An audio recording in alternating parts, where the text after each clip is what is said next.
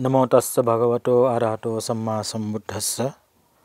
उहाँ भगवान अरहत सम्यक सम्बुद्धलाई सादर वन्दना। नमस्कार आदरणीय दर्शक महानुभावहरू, बोडी टेलिभिजनबाट नियमित रूपमा प्रसारण हुँदै आइरहेको यो त्रिपिटक अन्तर्गतको अङ्गोत्तर निकायको चर्चा गर्ने क्रममा आज हामी 79औं एपिसोडमा आइपुगेका छौँ। आदरणीय दर्शक महानुभावहरू, अब त्यसपछि सूत्र नम्बर 92 देखि 101 सम्मको 10वटा सूत्रमा के भनिएको छ त, जसले चुट्की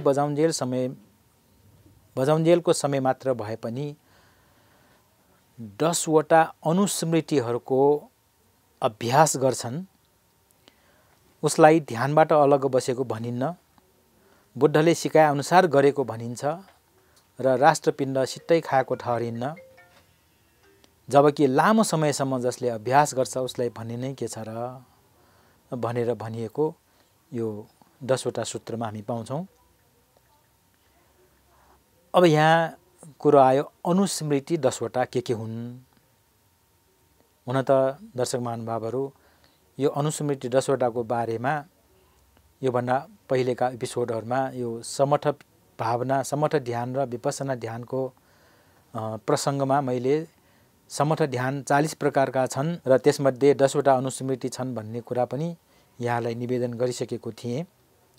तर पनि अब प्रसङ्गवश यहाँ पनि कुरा आएकोले यहाँलाई म छोटकरीमा यो 10वटा अनुस्मृति के हुन् भनेर जानकारी गराउने प्रयास गर्दछु। सबभन्दा पहिले यहाँ अनुस्मृति 10वटा भन्यो। पालीमा यसलाई अनुस्सति भनेर भनिन्छ। र अनुस्मृति माने, स्मृति माने होस राख्नु, सम्झिनु, सतर्क रहनु, र अनुस्मृति भनेको बार बार दोहोर्याइकन त्यसलाई चाहिँ होस राख्नु, त्यसलाई अनुस्मृति भनेर भनिन्छ। र त्यो अनुस्मृति 10 प्रकारका छन्। र पहिलो छ बुद्धानुस्मृति भनेको, बुद्धानुस्मृति भने बुद्धलाई सम्झिने, बार बार सम्झिने। बुद्धलाई बार बार सम्झिने भने के सम्झिने त भन्ने प्रश्न आउँछ। बुद्धको मूर्तिलाई मात्रै सम्झिने हो कि, बुद्धको नामलाई मात्रै सम्झिने हो कि, बुद्धको आकृतिलाई मात्रै सम्झिने हो कि, र आकृति सम्झिँदाखेरि पनि कुन देशको आकृति सम्झिने? नेपालको छुट्टै छ, अरू विदेशको पनि विभिन्न देशको विभिन्न प्रकारका मूर्तिहरू छन्, कुन सम्झिने हो? त्यो विषयमा हामीले चाहिँ शङ्का हुन सक्छ, हामीलाई द्वन्द्व हुन सक्छ, कन्फ्युज हुन सक्छ। आदरणीय दर्शक महानुभावहरू, र बुद्धानुसति भनेर बुद्धलाई सम्झिनु भनेको यसरी आकृति सम्झिने, रूप सम्झिने, मूर्ति सम्झिने, चित्र सम्झिने भने होइन। के सम्झिने त बुद्धको भन्दाखेरि बुद्धका गुणहरू।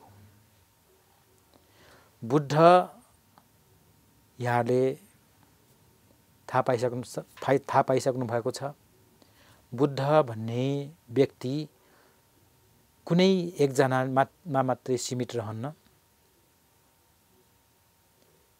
हाम्रो भाग्य मान्नु पर्दछ, वर्तमान भगवान गौतम बुद्ध हाम्रै नेपालको तराई लुम्बिनीमा जन्मनुभयो, कपिलवस्तुका राजकुमार हुनुभयो। त्यसकारण Buddha was born in Nepal, Buddha जन्म देश नेपाल भनेर हामीले गर्व गर्न सक्छौँ। तर आदरणीय दर्शक महानुभावहरू, बुद्ध भन्ने जुन एउटा अवस्था हो, एउटा ज्ञानको तह हो, त्यो जो कसैले पनि प्राप्त गर्न सक्छ। तपाईँ हामीले पनि प्रयास गर्यौँ भने हामी पनि बुद्ध हुन सक्छौँ, यसमा कुनै शङ्का छैन। यो कुनै भौगोलिक वातावरण, भौगोलिक सिमानाले यसलाई सीमित पार्न सक्दैन। तर त्यो बुद्ध बन्ने व्यक्ति, उसले बुद्ध बन्नको लागि धेरै कुराहरू पुरा गर्नुपर्छ र ती सबै कुराहरू पुरा गरेपछि बल्ल ऊ बुद्धत्व प्राप्त गर्नको लागि योग्य बन्छन्। र जो व्यक्ति बुद्ध बन्छ उनको गुण अपरम्पारसँग चाहिँ हुन्छ।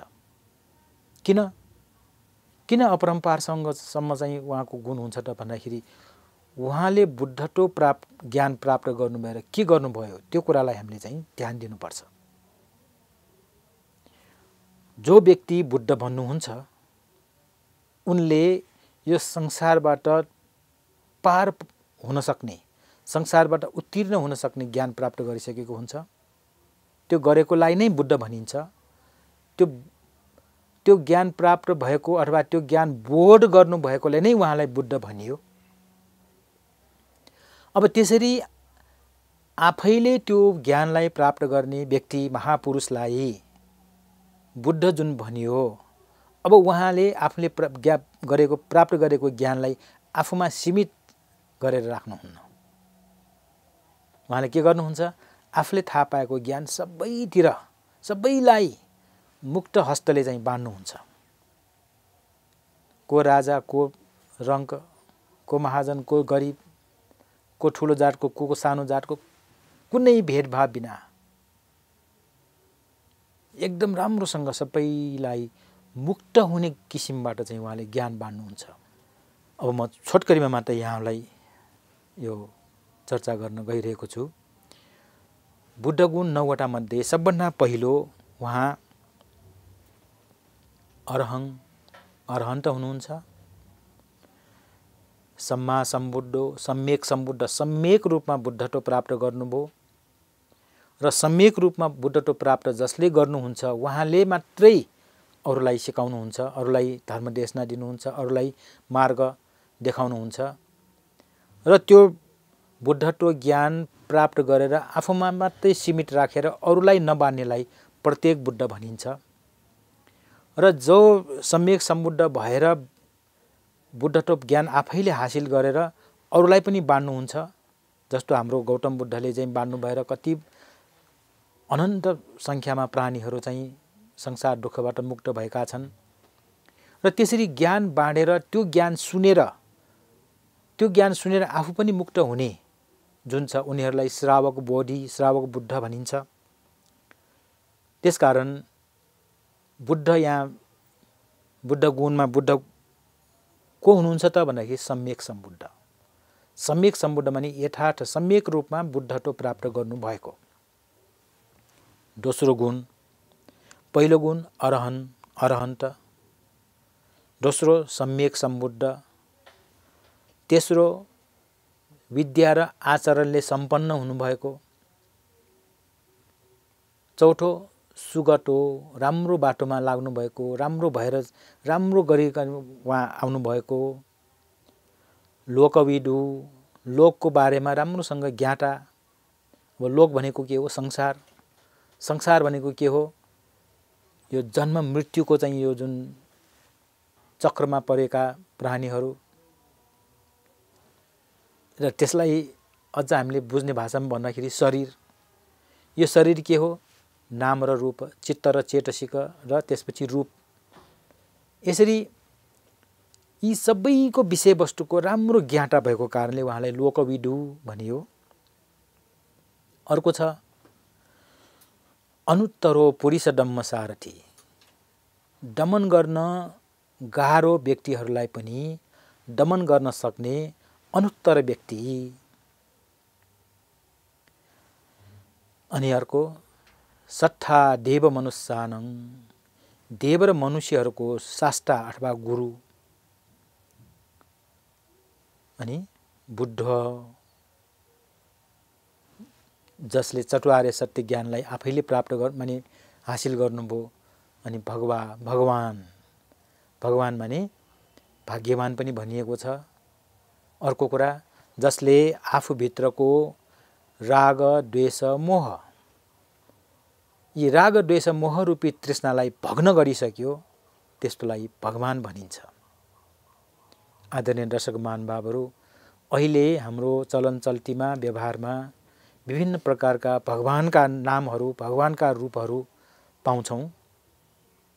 अब ती सबै भगवान हुन् होइनन् भन्ने एउटा मापदण्ड के छ त भन्दाखेरि भग्ग रागो तीति भगवा, भग्ग दोषो तीति भगवा, भग्ग मोह तीति भगवा।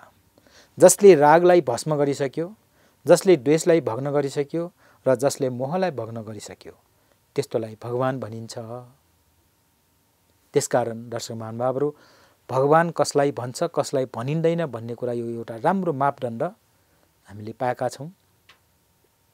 र यसरी अरहङदेखि भगवानसम्मको यो जुन 9वटा गुणले सम्पन्न हुनुभएको कारणले बुद्धलाई समस्त प्राणीले समस्त जगतले चाहिँ आदर गौरव गर्न योग्य छ।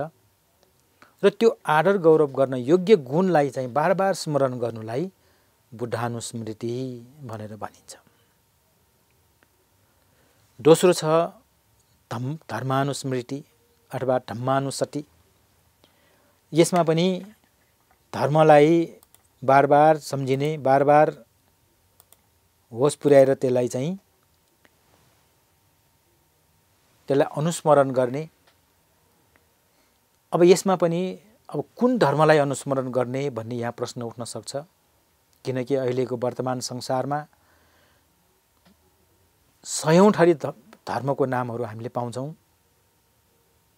हाम्रै देशमा पनि धेरै प्रकारका धर्महरूको प्रचलन छ।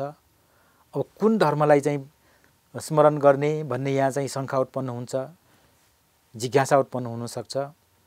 आदरणीय दर्शक महानुभावहरू, यसमा पनि तपाईहरू कति पनि नअल्मलिनुहोस्।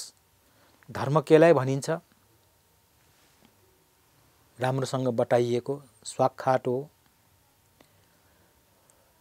यहीँको यहीँ फल दिने, तत्काल फल दिने, समय नबित्दैमा चाहिँ त्यसको प्रतिफल आउने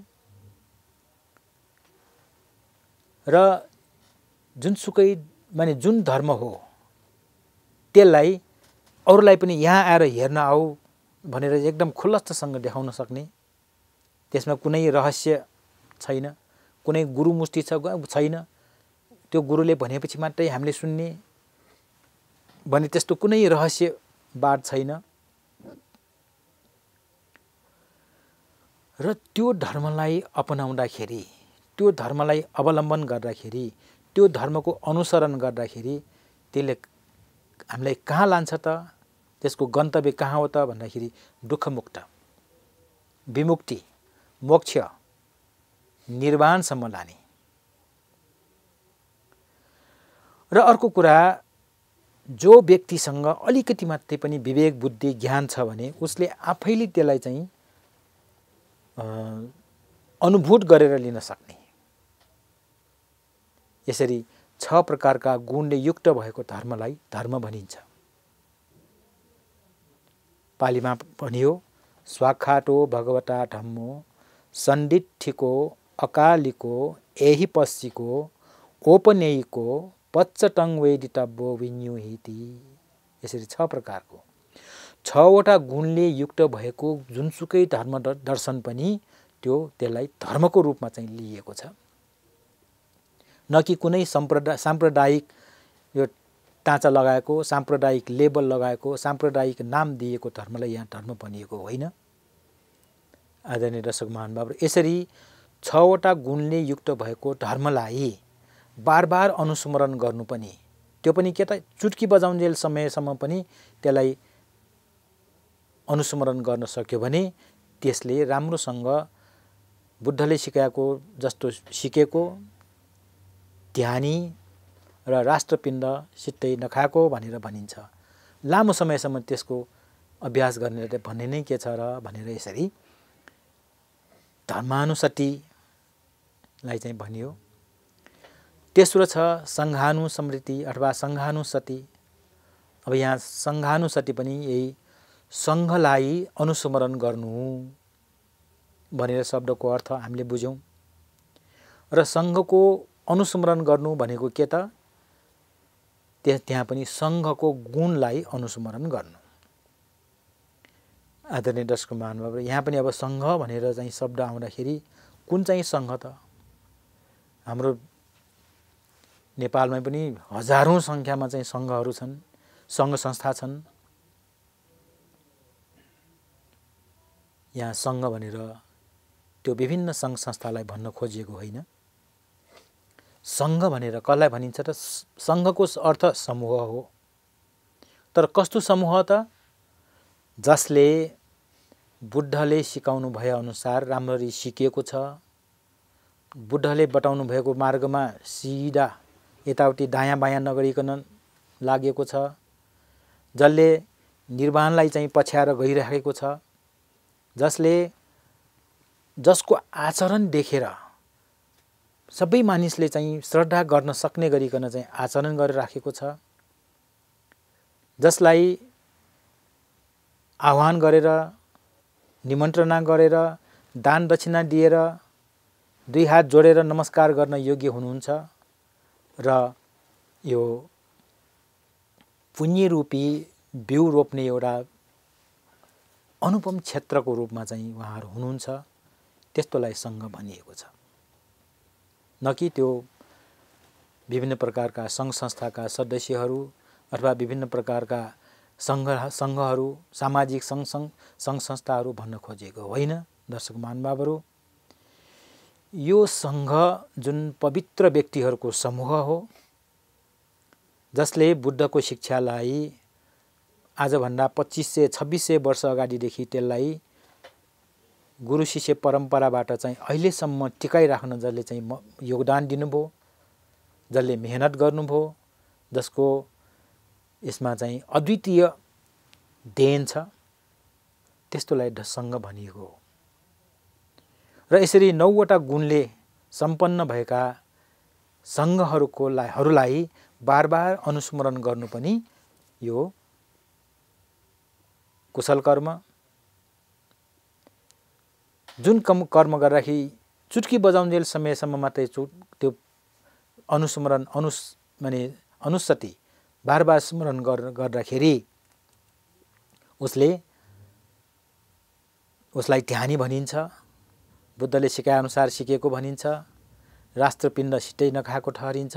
लामो समयसम्म त्यो अभ्यास गर्नेलाई त भन्ने नै के छ र।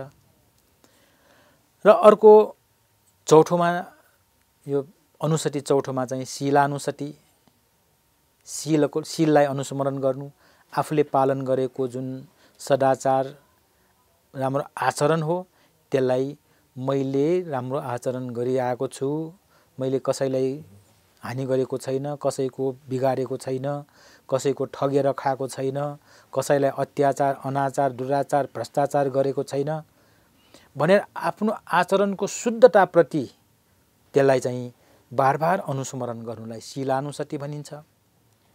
अर्को 5औं नम्बरमा छ त्यागानुसति अथवा चागानुसति, भने त्यागको अनुस्मरण गर्नु। त्याग भन्नाले आफूले सक्ने आफ्नो क्षमताले भ्याएको जुन चिज हामीले चाहिँ त्याग गर्यौं, त्यो कुनै आफ्नो सम्पत्ति होस्, कुनै आफ्नो पैतृक सम्पत्ति होस्, दाजुभाइ बीचमा हाम्रो पैसा सापट्टि लिएर गयो, उसले तिर्न सकेन, होस् त अब उसले सकेन, उसलाई त्याग दिए मैले भइगयो भनेर त्यो त्याग गर्नु। त्यसै गरेर दान गर्नु, दान पनि विभिन्न किसिमका छन्, विभिन्न व्यक्तिलाई दिन सकिन्छ। र त्यसरी आफूले गरेको जुन त्याग हो, दान हो, त्यसलाई अनुस्मरण गर्नु, त्यो पनि एउटा अनुस्मृति। अर्को छ देवतानुस्मृति। देवतानुस्मृति भनेर देवताहरूलाई चाहिँ स्मरण गर्नु। आदरणीय दर्शक महानुभावहरू, अब यहाँ देवताहरूलाई स्मरण गर्नु भने कस्तो देवतालाई स्मरण गर्ने, कुन देवतालाई स्मरण गर्ने? नेपालमा त 33 करोड देवताहरू छन्, कुन देवतालाई स्मरण गर्ने? त्यस्तो पनि शङ्का उत्पन्न हुन सक्छ। स्वाभाविक हो, किन हामीले बच्चा बेलादेखि यो सुन्दै आएको 33 करोड देवता छन्, 33 कोटी देवताहरू छन् भनेर। अब यहाँ देवतानुस्मृति भन्दाखेरि कुन देवतालाई स्मरण गर्ने त? त्यस्तो होइन दर्शक महानुभावहरू। देवता भनेको 3 प्रकारका। एउटा सम्मुति देवता। सम्मुति देवता भनेको सम्मति गरेर राखेको। अब पहिलेको समयमा भए राजा र अहिलेको समयमा भए राष्ट्रको नेता। त्यसपछि अर्को छ हाम्रो यो विशुद्धि देवता। र विशुद्धि देवता भनेको त्यसमा बुद्ध पनि त्यहाँ पर्नुहुन्छ। बुद्धलाई स्मरण गर्ने त अघि पनि गइसक्यो। त्यसै गरेर विशुद्धि देवतामा हाम्रो आमा बाबु पनि पर्नुहुन्छ, उहाँहरू पनि एक प्रकारका देवताहरू हुन्। किन हामीलाई जन्म दिनुभयो, हुर्काउनु भयो, बढाउनु भयो, पढाउनु भयो, विभिन्न प्रकारका शिल्प विद्याहरू सिकाउनु भयो, आफ्नो खुट्टामा उभिन सक्ने चाहिँ जुन आमा बाउले गर्नुभयो, त्यसकारण उहाँहरू पनि एक प्रकारका देवता हुन्। उहाँलाई पनि हामीले चाहिँ स्मरण गर्न योग्य छ। र अर्को छ उपपत्ति देवता। उपपत्ति भनेको आफै आफ उत्पन्न हुने देवताहरू, र त्यसमा पनि सम्यक देवता र सम्यक दृष्टिवाला र मिथ्या दृष्टिवाला देवताहरू छन्। त्यसमा पनि आकाशमा बस्ने, जमिनमा बस्ने, हाम्रो घरमा बस्ने र हामीलाई जिउमा रक्षा गर्ने आरक्षा देवता भनेर छन्। हो, यसरी हामीलाई आरक्षा गर्ने, हाम्रो घरलाई आरक्षा गर्ने, हाम्रो टोललाई आरक्षा गर्ने, हाम्रो देशलाई आरक्षा गर्ने र हाम्रो यो विश्व ब्रह्माण्डलाई आरक्षा गर्ने, जसलाई लोकपाल देव भनेर भनिन्छ। यसरी विभिन्न प्रकारका देवताहरूलाई सम्झेर, उनीहरूको गुणलाई सम्झेर उनीहरूलाई चाहिँ धन्यवाद कृतज्ञता व्यक्त गर्ने, जुन अनुस्मरण गर्ने हो, त्यसलाई देवतानुस्मृति भन्यो। र साटौँमा आउँछ यहाँको आनापान स्मृति। आनापान भनेको आन प्लस अपान, भित्र गएको श्वास, बाहिर आएको श्वास। यो श्वास प्रश्वासलाई ध्यान गर्दाखेरि पनि हाम्रो चित्त एकाग्र हुन्छ। हुन त यसको विषयमा समथ र विपसनामा पनि मैले यहाँलाई केही कुरा बताउने प्रयास गरेको थिएँ। यो आनापान भनेको समथ ध्यानमा पनि आउँछ, विपसना ध्यानमा पनि आउँछ। यो श्वास प्रश्वासलाई, आएको श्वास गएको श्वासलाई निरन्तर रूपमा ध्यान दिँदाखेरि पनि हाम्रो चित्त एकाग्र भएर त्यो यो श्वास प्रश्वासको प्रकृतिलाई, स्वभावलाई जानेर त्यसबाट एकातिर चित्त एकाग्र गर्न सकिन्छ भने अर्कोतर्फबाट विपसना ध्यानबाट चाहिँ यो चित्तमा भएका क्लेशहरूलाई निर्मल गर्न यसले चाहिँ सघाउँछ। 8औं नम्बरमा छ मरणानुस्मृति। मरणको कुरा अघि पनि गएको एपिसोडमा पनि चर्चा गऱ्यौँ। मरणानुस्मृति भने यो शरीर, यो जन्म कुनै पनि बेला मृत्यु हुन सक्छ। मृत्यु नभइकन यो रहनेवाला छैन। कुनै पनि बेला कहीँ पनि यो मृत्यु हुनुपर्छ, मृत्यु हुन सक्छ भनेर त्यो मृत्युलाई बार बार स्मरण गर्दाखेरि मानिसहरूमा आसक्तिपना अलि हटेर जान्छ। मेरो भनेर चाहिँ तास्ने स्वभाव हटेर जान्छ। अर्कालाई दुःख दिने स्वभाव कम भएर जान्छ। अर्काको सम्पत्ति लुट्ने स्वभाव, त्यसबाट बच्न सकिन्छ। यसरी यो जन्मेपछि मृत्यु नभइकन कोही पनि बस्नेवाला छैन भनेर मृत्युलाई बार बार स्मरण गर्नु, यो मरणानुस्मृति।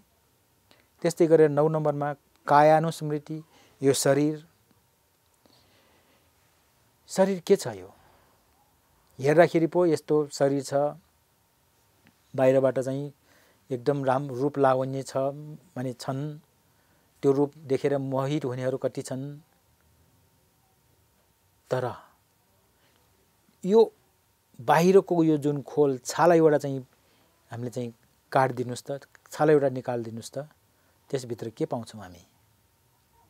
मासु, हाड, नसा, रगत, अझ भित्र गयौँ भने त विभिन्न प्रकारका अवयवहरू छन्। यो शरीर, यो मेरो शरीर यसरी असुचिले भरिपूर्ण छ, मलमूत्रले भरिपूर्ण छ, विभिन्न प्रकारका अङ्ग प्रत्यङ्गको अवयवहरूले भरिपूर्ण छ भनेर आफ्नो शरीरको स्वभावलाई थाहा पाउनुलाई कायानुस्मृति भनियो। र सबभन्दा लास्ट अन्तिममा 10औं नम्बरमा उपशमानुस्मृति। उपशम भनेको शान्ति। यो सबै कुराको अभ्यास गरेर त्यसप्रति कुनै पनि राग, कुनै पनि द्वेष, कुनै पनि मोह नराखिकन, कुनै पनि यो आसक्तिपना नराखिकन बस्न सक्यो भने मनले अनुभव गर्ने एउटा माने बिछट्टै राम्रो शान्तिको अनुभव त्यहाँ हुन्छ। र त्यो शान्तिलाई अनुभव गर्नु लाई उपसमानुस्मृति भनेर भनियो। आदरणीय दर्शक महानुभाव, यसरी 10 प्रकारका अनुस्मृतिहरू बुद्धानुसतिदेखि लिएर उपसमानुस्मृतिसम्म आउँदाखेरि यी 10 वटा अनुस्मृतिलाई जसले चुट्की बजाउन्जेल समयसम्म अभ्यास गर्छ उसलाई ध्यानी भनिन्छ, उसले बुद्धले सिकाएको अनुसार सिकेको भनिन्छ र राष्ट्र ऋण चाहिँ सिट्टै नखाएको ठहरिन्छ। अब त्यो चुट्की बजाउन्जेल समयको सम्म होइन कि लामो समयसम्म त्यसलाई चाहिँ अभ्यास गर्ने भन्ने नै के छ र भन्ने कुरा चाहिँ यो अपर अक्षरा संघाट वगोको 181 वटा सूत्रमध्ये सूत्र नम्बर 92 देखि 101 सम्मको कुरा हामीले यसरी पाउँछौँ। आदरणीय दर्शक महानुभावहरू, यस एपिसोडको समय सकिएको सङ्केत पाएको कारणले म अब यहाँ बिदा हुन चाहन्छु। धैर्यपूर्वक हेरिदिनु भएकोमा यहाँलाई धेरै धेरै धन्यवाद र नियमित रूपमा प्रसारण गरिदिनु भएकोमा बोडी टेलिभिजनलाई पनि धन्यवाद दिँदै बिदा हुन चाहन्छु। भवतु सर्वमङ्गलम्।